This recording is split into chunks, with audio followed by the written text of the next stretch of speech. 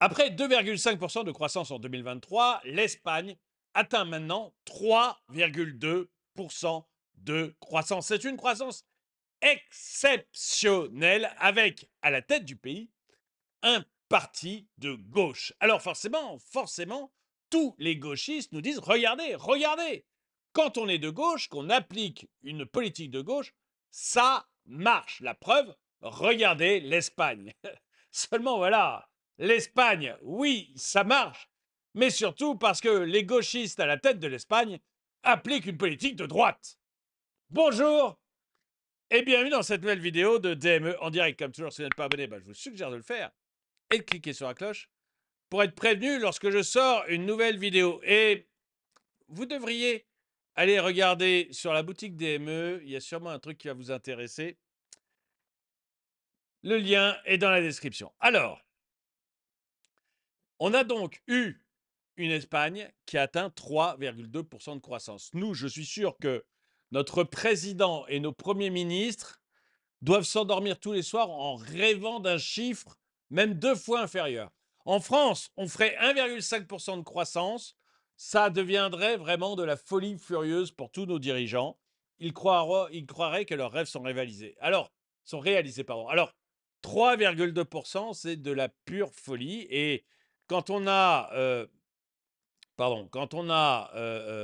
LCI qui titre Comment l'Espagne affiche une croissance exceptionnelle, forcément, tous les gauchistes, comme notre ami Marcel, nous disent ils font des trucs de gauche. Hein, c'est parce qu'ils appliquent des trucs de gauche, genre les 32 heures, genre la retraite à 60 ans, genre embaucher un maximum de fonctionnaires, genre la réduction du temps de travail, les arrêts maladie, en veux-tu, en voilà. C'est en faisant des choses comme ça que, bien nécessairement, ils arrivent à obtenir de tels résultats. Et d'ailleurs, on a Ray qui nous dit, voilà, c'est la gauche qui dirige l'Espagne. Donc c'est forcément ça qui marche.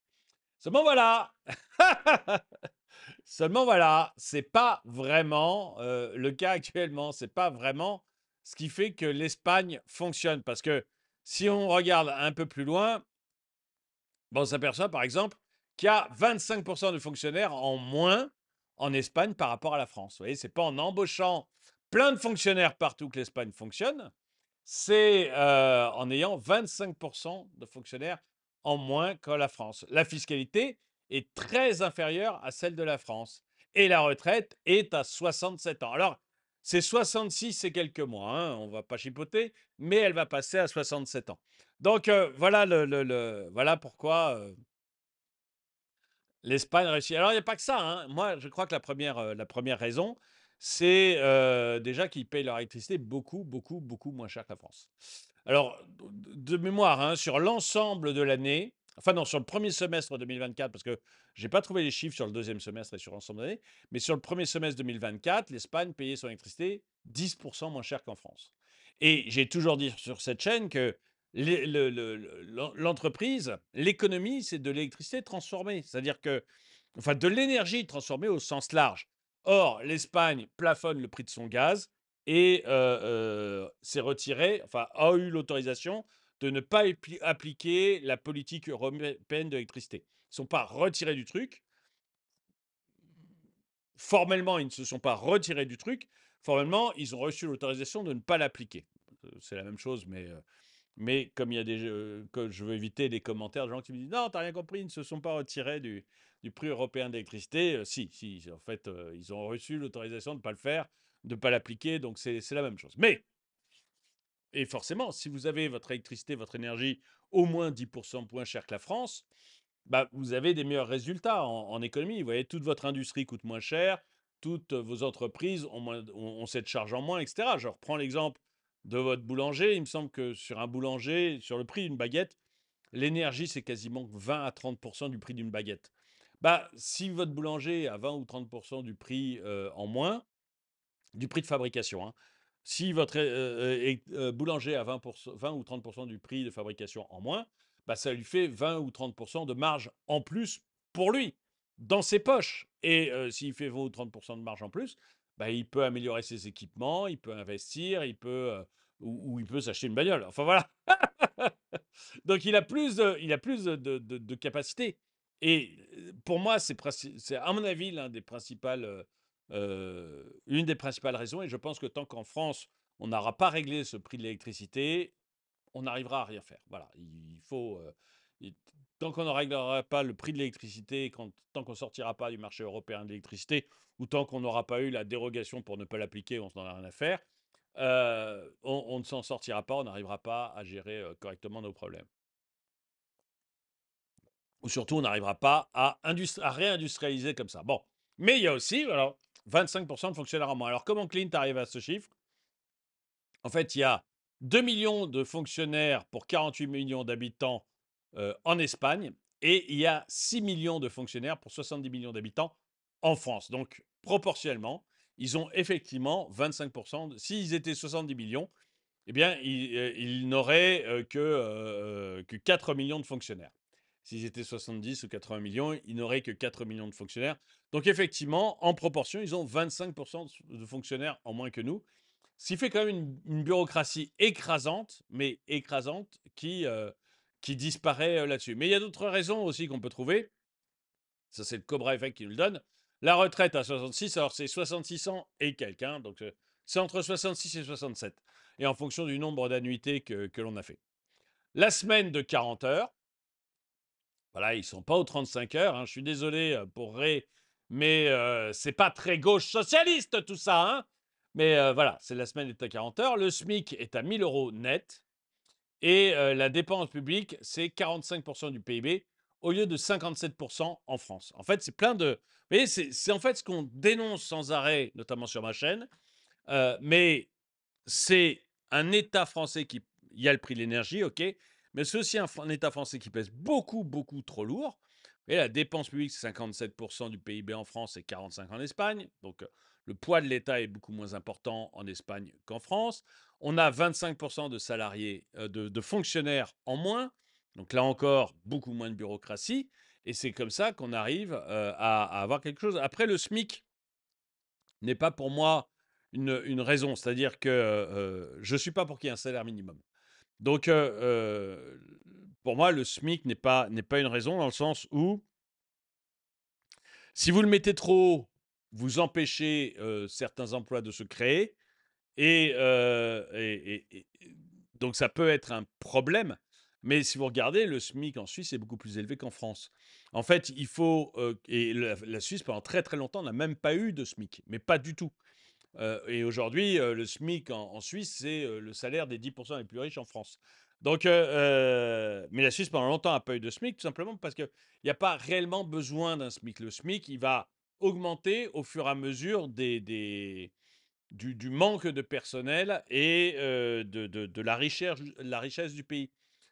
Plus le pays sera riche, plus le SMIC augmentera automatiquement, ou du moins le salaire minimum qui ne sera pas imposé. Quand l'État impose un salaire minimum, bah, soit il ne le met pas assez haut, et dans ce cas, ça n'a aucun intérêt qu'il l'impose, soit il le met trop haut, et dans ce cas, il va tout simplement détruire des emplois. J'ai un exemple sur la destruction d'emplois, c'est aux États-Unis. Aux États-Unis, quand vous allez chez Publix ou chez Target, qui sont l'équivalent de notre Carrefour, vous voyez, c'est ouais, c'est ça. Allez, Publix, Target, c'est l'équivalent de Carrefour dans les supermarchés, voilà, ou de Monoprix. Et quand vous allez, voilà, Target, c'est Monoprix, on va dire. Quand vous allez chez Target ou chez Publix, vous avez une personne au bout de laquelle vous mettez vos affaires sur le tapis roulant, et au bout de laquelle vous avez une personne dont le job, c'est de mettre vos affaires dans un sac plastique.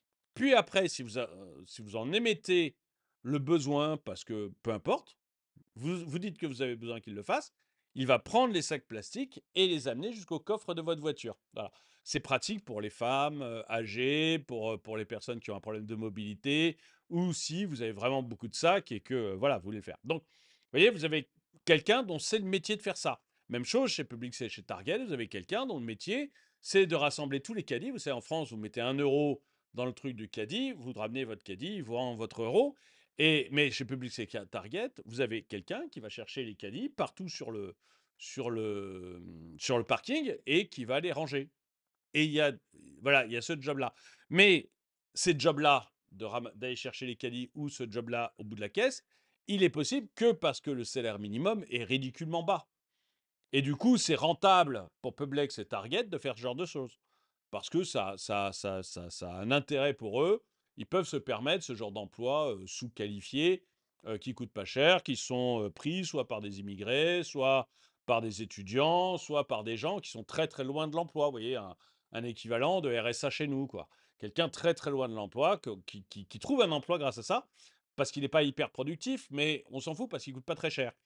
Et si vous mettez par contre en France, le fait qu'on ait mis un SMIC très élevé, vous n'avez pas l'impression de gagner beaucoup d'argent, on est d'accord, mais c'est très élevé par rapport à la productivité des personnes qui sont hors de l'emploi. Voilà, c'est très. Le fait qu'on ait mis le SMIC aussi élevé fait que toutes les personnes qui ont une productivité inférieure au SMIC ne trouvent pas de boulot. Donc, il n'y a pas de boulot pour aller prendre des sacs, de remplir le sac plastique au bout de la caisse de Monoprix et l'amener dans votre voiture. Il n'y a pas de boulot pour aller chercher les caddies sur les parkings parce que c'est des boulots qui ne sont pas assez productifs, qui ne représentent pas assez de création de richesse pour l'entreprise pour qu'elle paye quelqu'un au SMIC pour le faire. Et donc voilà, donc un SMIC trop élevé, ça peut être un problème. Un SMIC pas du tout élevé, bah pourquoi créer un SMIC? Et, après tout, la Suisse s'est passée d'un SMIC pendant très très longtemps, quoi, hein, et ça n'a pas posé de problème. Juste la richesse des gens augmentant en même temps que la richesse de la nation, à une seule condition, c'est qu'en même temps, vous ne pouvez pas avoir non plus une immigration massive. Parce que sinon, le SMIC n'augmente pas. Et c'est un peu le problème qu'on a notamment aux États-Unis, c'est que le SMIC va peu augmenter parce que vous avez une immigration massive. Et en fait, comme vous avez une immigration massive, bah, vous n'avez pas de besoin de manœuvre, vous n'avez pas de manque de manœuvre. Donc du coup, vous n'avez pas d'intérêt à augmenter les gens. En Suisse, il n'y avait pas une immigration massive, donc du coup, bah, on a augmenté les gens qui gagnaient très peu d'argent. Voilà, et ils ont gagné plus parce que le pays s'enrichissait et ils ont pu en profiter. Mais si quand le pays s'enrichit, vous faites en même temps rentrer des millions de personnes sur le sol, eh ben, vous avez toujours suffisamment de main-d'œuvre et vous n'avez pas besoin de payer les gens mieux. Hein, alors, c'est pas moi qui le dis, hein, c'est Georges Marchais, patron du Parti communiste français dans les années 80. Hein, donc, c'est c'est pas un horrible facho, hein. C'est le Parti communiste français dans les années 80 qui disait bah, il faut arrêter l'immigration parce que l'immigration empêche l'augmentation des salaires. Donc voilà, et ils ont parfaitement raison là-dessus. Hein, c'est pas. Voilà. Donc, pour revenir à notre problème espagnol, bah, on voit qu'il y a quand même des grosses différences avec la France et c'est pas vraiment des différences de gauche. Je suis désolé les gauchistes, mais c'est pas du tout. Votre rêve est un SMIC bas. Chacun a les objectifs et les valeurs qu'il veut, mais bon. Le SMIC ne fait pas la richesse. Longtemps, la Suisse n'en a pas eu. Les salaires étaient beaucoup plus élevés qu'en France. On n'a pas besoin. En fait, c'est pas. Voilà, le SMIC n'a pas vraiment d'intérêt en lui-même.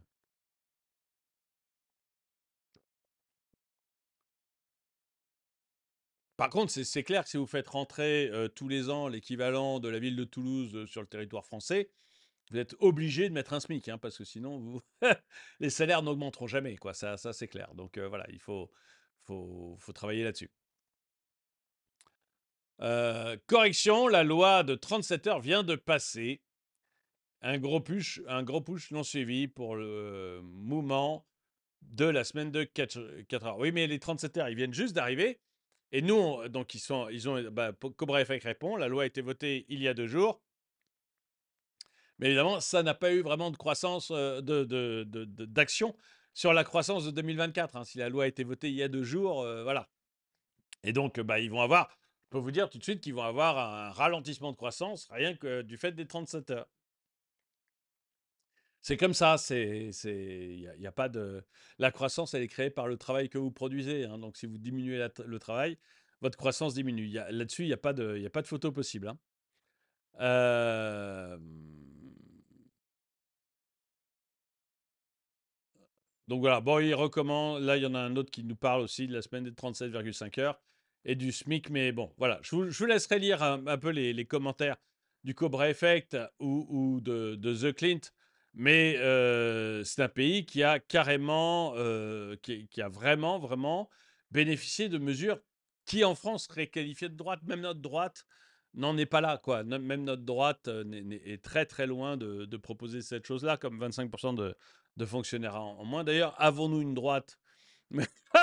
Moi, c'est la question que je me pose, hein. Comme tout le monde, j'ai entendu Marine Le Pen dire qu'il n'y avait pas trop de fonctionnaires en France et que demander de la productivité, c'était un truc de droite.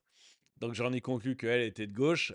Bon, bah écoutez, ok, mais alors a-t-on une droite en France? Vous avez 2 heures. Vous me direz ce que vous en pensez. En tout cas, voilà, je voulais rectifier la réalité sur la croissance espagnole qui, effectivement, est impressionnante, vraiment impressionnante, qui pour moi est principalement due à l'énergie, hein. Si vous avez une énergie, un coût de l'énergie très bas, vous arriverez à avoir une très belle croissance.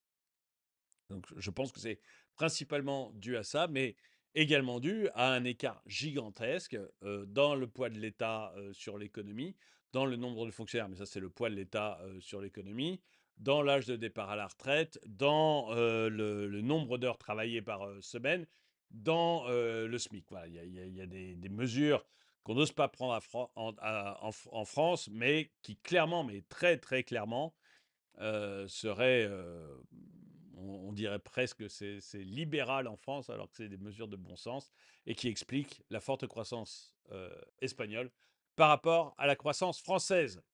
Dites-moi ce que vous en pensez dans les commentaires. N'oubliez pas d'aller voir la boutique, le lien est dans la description. Merci d'avoir regardé la vidéo, mettez un pouce vers le haut et moi je vous dis à très bientôt.